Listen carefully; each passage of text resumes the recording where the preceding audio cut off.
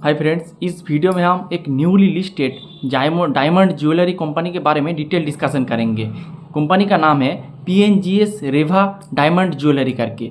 तो इस कंपनी के पहले हिस्ट्री के बारे में हम थोड़ा जानेंगे। अगर आप PNGS रेवा डायमंड ज्वेलरी देखेंगे, इसका जो मेन प्रोमोटर है, इस मेन प्रोमोटर का नाम है गोविंद गाडगिल और रेनू गाडगिल करके। इसका जो मेन जो एंटिटी है ये आपका PNGS यानी PNG एंड सन्स करके, PNG एंड सन्स करके है। और उसका ही इन्होंने एक सेपरेट एंटिटी बना दिया है PNGS रेवा डायमंड करके।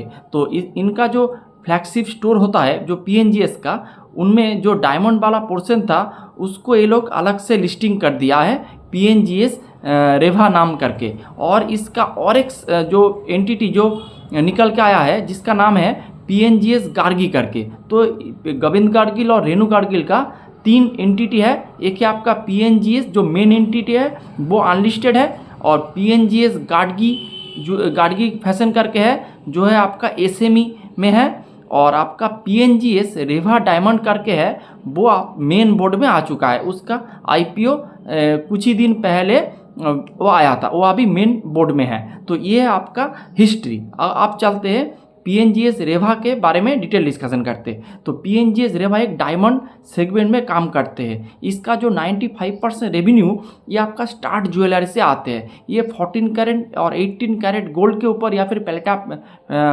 प्लेटिनम के ऊपर ये लोग अपना जो डायमंड सेट करके तो ज्वेलरी बना के बेचते हैं। और इसका अभी जो टोटल स्टोर है अभी तक 35 स्टोर है। इनमें से 34 SIS है यानी कि स्टोर इन स्टोर है। जो PNGS जो इनका जो फ्लैगशिप स्टोर था उनमें ही इसका एक रेवा करके एक स्टोर होता था। तो उस सेब में अभी 34 स्टोर है SIS स्टोर में, और ये स्टोर आप प्रॉफिटेबल भी है। और इन लोगों ने जो IPO किया है उसके जो 287 करोड़ मोटा मोटी जो रुपये ये लोगों ने निकाला है, उनमें से ये लोग ऑलमोस्ट 15 स्टोर कोको स्टोर ये लोग ओपन करेंगे अगले 2 साल के अंदर। और तो यही मोटा मोटी बात है। और जो स्टोर ये लोग ओपन करेंगे वो कोको फॉर्मेट में आएंगे, और जो SI स्टोर है यानी कि स्टोर इन स्टोर है इसका वो फोको मॉडल में है। और फोको मॉडल में जो स्टोर होता है वो होता है आपका एसेट लाइट मॉडल। तो ये इनका मेन बिजनेस मॉडल।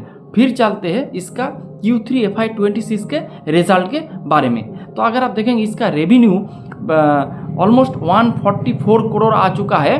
वो Q3 ऑफ FY25 में था 7 करोड़, तो बहुत अच्छा जंप है। उसके साथ अगर आप Q2 का रिजल्ट देखेंगे तो Q2 में 103 करोड़ का रेवेन्यू इन लोगों ने अचीव किया था। और 9 मंथ में इनका टोटल रेवेन्यू आ चुका है 390 करोड़, जो कि बेहतरीन है। Quarter on quarter, year on year basis में बहुत ही अच्छा जंप है। फिर चलते हैं इसका EBITDA।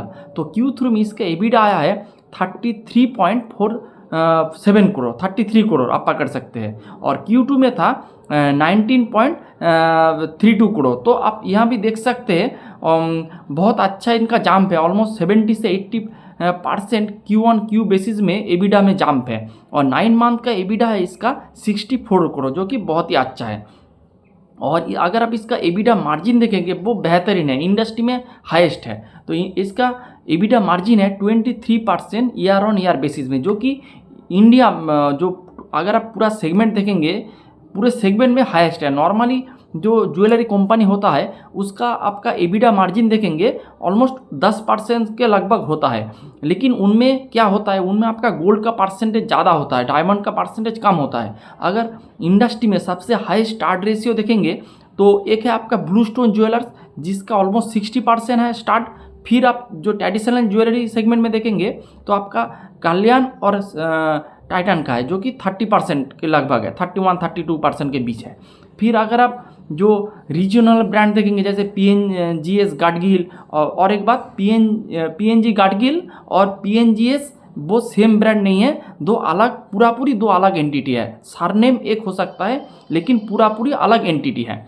और तो PNG गाडगिल, सेनको, थांगामाइल, तो इस सब जो कंपनी है अगर इस सब का अगर आप स्टार्ट देखेंगे 10 से 12% के बीच है। और इसका अगर आप स्टार्ट देखेंगे तो स्टार्ट ऑलमोस्ट इसका 95% स्टार्ट ज्वेलरी है। और मेनली डायमंड का ज्वेलरी। ये लोग गोल्ड का आइटम नहीं सेल करते हैं। प्योर गोल्ड का आइटम ये लोग सेल नहीं करते हैं। तो ये मोटा मोटी बात है। तो इसीलिए आप देखेंगे इसका मार्जिन भी थोड़ा ज़्यादा है, और मार्जिन के बारे में डिटेल हम कॉन कॉल पार्ट में डिस्कस करेंगे। तो ये हो गया आपका एबिडा, और इसका ग्रॉस मार्जिन भी अगर आप देखेंगे वो भी ऑलमोस्ट 30% के लगभग है इसका ग्रॉस मार्जिन, जो कि बेहतरीन है। फिर चलते इसका पैट, तो पैट Q3 ऑफ FY25 में था आपका 1.8 करोड़, और Q3 ऑफ FY26 में पैट है आपका 23 करोड़, और Q2 में भी 12.6 करोड़ था। तो almost 90% quarter on quarter basis में, और बहुत अच्छे खासे टाइम्स, यानी कि ऑलमोस्ट 8 से 10 टाइम्स जंप हुआ है आपका ईयर ऑन ईयर बेसिस में। तो ये बात है, और 9 मंथ का पैट आ चुका है ऑलमोस्ट 43 करोड़, जो कि बेहतरीन है। तो रिजल्ट बेहतरीन रिजल्ट है। फिर चलते इसका कॉन कॉल वाले पार्ट में। तो कॉन कॉल में पहले आप रेवेन्यू के बारे में डिस्कस करेंगे। तो अगर आप देखेंगे मैंने पूरा रिजल्ट सेगमेंट डिस्कस किया, तो रेवेन्यू बहुत अच्छे से जंप हुआ है, और मैनेजमेंट ने ये भी कहा है कि इसका H2 हमेशा अच्छे होता है। कोई भी ज्वेलरी बिजनेस के लिए H2 हमेशा अच्छा होता है, और डायमंड वाले ज्वेलरी का H2 और भी अच्छा होता है, क्योंकि H2 में आपका नवरात्रि, फिर आपका दशहरा, इस तरह का दुर्गा पूजा, बहुत सारे फेस्टिवल आते हैं, ये एक बात है। फिर आपका जो क्रिसमस आते हैं उसमें भी डायमंड का बहुत सारे सेल होता है। फिर आपका जो वैलेंटाइंस डे आते हैं, फिर आपका मैरिज सीजन आते हैं। तो H2 हमेशा बेटर होता है H1 से। अगर आप परसेंटेज टार्म में देखेंगे तो H2 में ऑलमोस्ट 65% आपका ये लोग टोटल रेवेन्यू से आते हैं 65%, और 35% आते हैं इसका H1 से। तो आपको हमेशा Q1Q बेसिस में नहीं, ईयर ऑन ईयर बेसिस में हमेशा अपने जो रिजल्ट है इसको कंपेयर करना चाहिए, ये बात है। तो इसका H2 हमेशा बेटर होता है देन H1, ये बात है। और इसका मैनेजमेंट ने रेवेन्यू के बारे में कुछ गाइडेंस नहीं दिया है। मैनेजमेंट ने कहा है जब ये लोग यानी कि 2-3 क्वार्टर के बाद ये लोग अपना रेवेन्यू के बारे में गाइडेंस देंगे। अभी जैसे परफॉर्मेंस चल रहा है बहुत अच्छे लेवल से चल रहा है। Q3 में भी परफॉर्मेंस बहुत ही तगड़ा हुआ है, और Q4 में भी बहुत ही अच्छा इसका बिजनेस चल रहा है। फिर अगर आप इसका IPO जो मानी इन लोगों ने उठाया था बाजार से, तो इसका ये जो मेनली जो ये लोग जो IPO मनी का मेनली ये लोग स्टोर वगैरह ओपन करेंगे। मैनेजमेंट ने बोला है कि ये लोग 15 स्टोर ये लोग ओपन करेंगे, वो भी कोको फॉर्मेट में। उसके साथ पहले आप देखेंगे इसका अगर जियोग्राफिकल एक्सपांसन देखेंगे, तो इसका अभी करंट सिचुएशन में इसका अभी आप देखेंगे ऑलमोस्ट जो 95% रेवेन्यू ये लोग अर्न करते थ्रू महाराष्ट्र, और आपका 5% रेवेन्यू ये लोग गुजरात और उसके साथ कर्नाटक के स्टेट से आते हैं। तो major chance of revenue they earn from Maharashtra state. लेकिन अब जो IPO आया, IPO का जो मनी इन लोगों ने बाजार से उठाया है ऑलमोस्ट 287 करोड़ जो स्टोर ओपनिंग में लगाएंगे 15 स्टोर। उन 15 स्टोर में से ऑलमोस्ट 60% स्टोर ये लोग महाराष्ट्र में ओपन करेंगे, और जो लेफ्ट ओवर जो आपका 40% स्टोर ये लोग नॉन महाराष्ट्र, यानी कि ये लोग ट्राई करेंगे दिल्ली वाले साइड में, यानी कि नॉर्थ इंडिया साइड में ये लोग एक्सपांसन करेंगे। और एक्सपांसन जो होगा वो होगा आपका कोको फॉर्मेट में। पहले जो SIS था, स्टोर इन स्टोर, जो PNGS गाडगिल एंड सॉन्स में ये लोग जो अपना रेवा का जो स्टोर ओपन करता था वो होता है आपका SIS, यानी कि स्टोर इन स्टोर। तो उस वाले फॉर्मेट से ये लोग कोको फॉर्मेट में आ रहा है। कोको फॉर्मेट में ये लोग नॉर्थ इंडिया में भी ये लोग एक्सपांसन करेंगे, और एक्सपांसन होगा इन लोगों का, वो आप क्या करेंगे, वो मॉल में ये लोग अपना टायर 1 सिटी में मॉल में ये लोग अपना स्टोर ओपन करेंगे, क्योंकि मॉल में आपका फुटफॉल ज़्यादा होता है और आपका ब्रांड का भी प्रमोशन अच्छे खासे हो जाएंगे।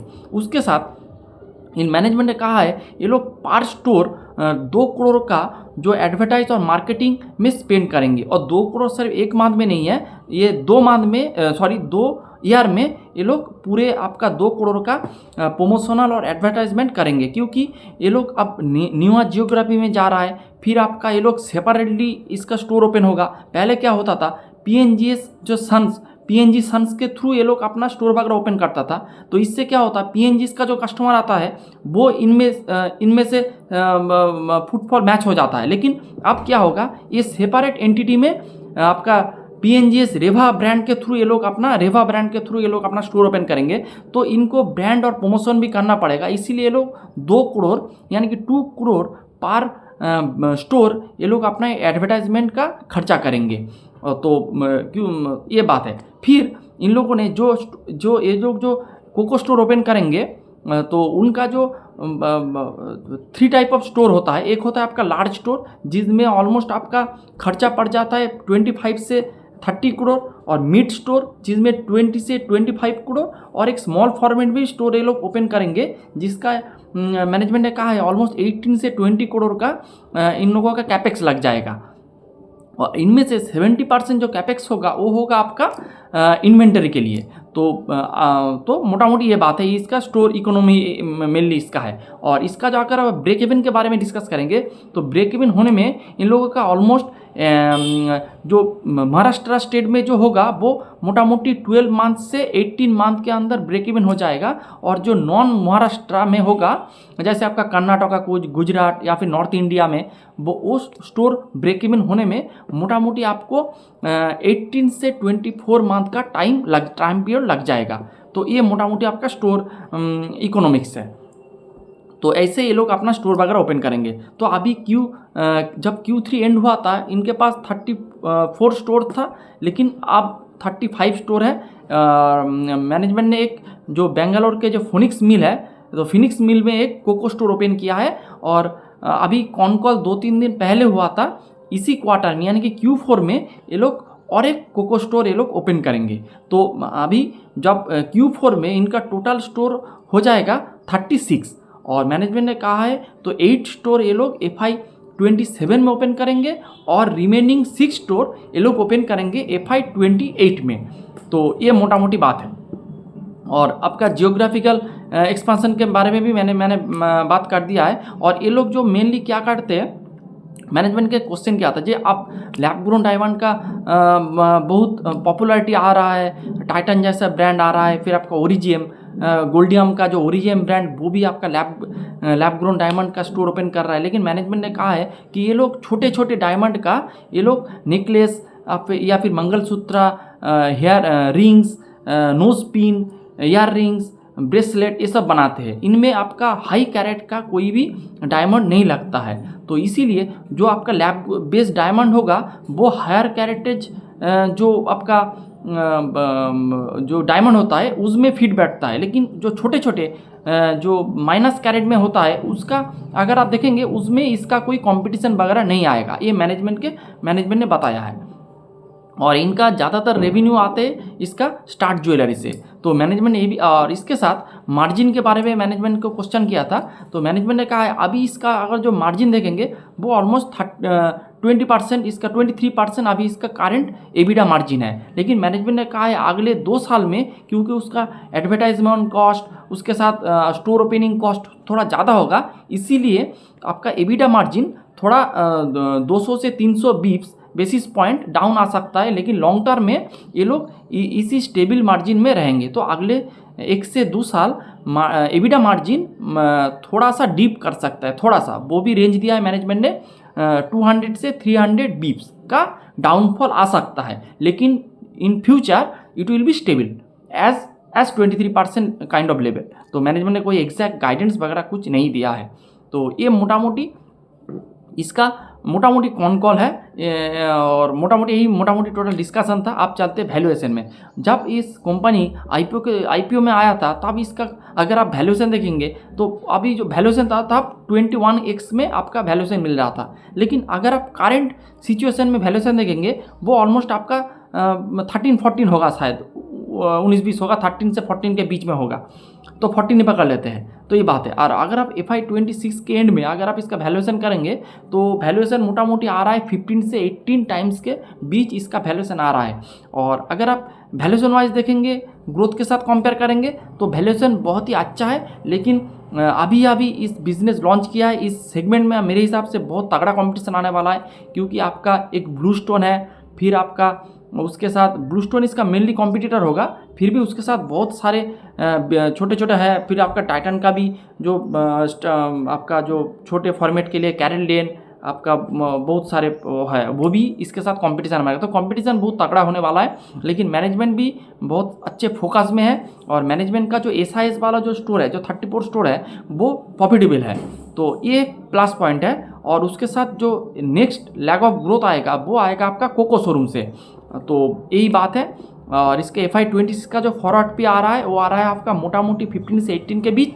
तो कंपनी अभी भी लिस्टिंग हुआ है, देखते हैं कैसे क्या परफॉर्म करता है। करंट सिचुएशन में जो पी है वो बहुत ही अच्छे है, तो इन्वेस्टर के लिए बहुत ही है, इसमें कुछ लिफ्ट हो सकता है, देखते हैं कैसे क्या होता है। तो आपको अच्छे से ट्रैक करना चाहिए बिजनेस को, बिजनेस देखने लायक है, एक्सपेंशन तगड़ा है, इसका मार्जिन अच्छे है, आपका जो अदर जियोग्राफी में ये लोग एक्सपेंड कर रहा है, फिर आपका जो बिजनेस वो निश सेगमेंट में है, उसके साथ प्रोमोटर ग्रुप भी बहुत तगड़ा है, और इसके साथ ये लोग क्या कर रहा है, ये लोग एक्सपांसन के ऊपर भी बहुत ज़्यादा ध्यान दे रहा है। तो हर एक पॉइंट मोटा मोटी इसका टिक हो रहा है, लेकिन कंपटीशन मेरे हिसाब से थोड़ा ज़्यादा है और वैल्यूएशन भी आप मेरे हिसाब से ल्यूक्रेटिव है। तो यही मोटा मोटी आज का डिस्कशन है।